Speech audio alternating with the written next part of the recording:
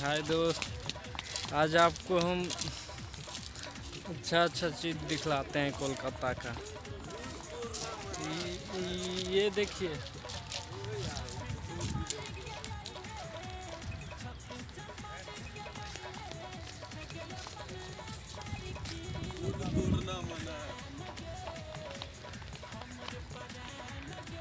अच्छा चीज़ आज आप लोग को हम दिखलाएंगे। ठीक,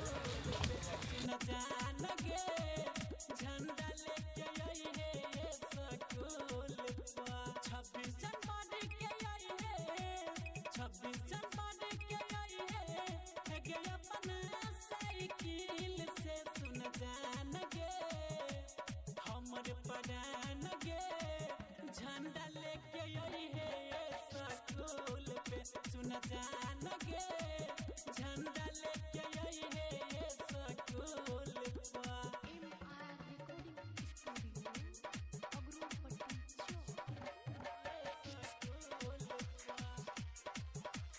म्यूजिक डायरेक्टर टुनटुन बाबू सलहा हाजीपुर वैशाली।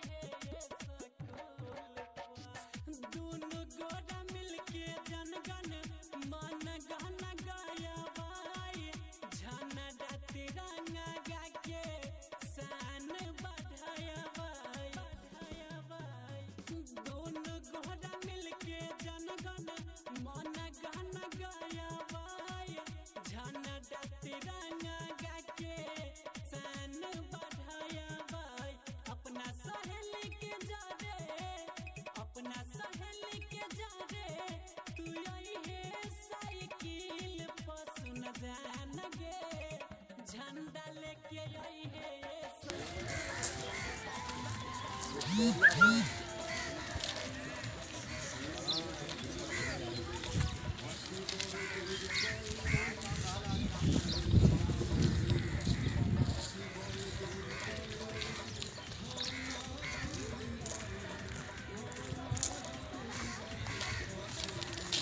चलना चल जी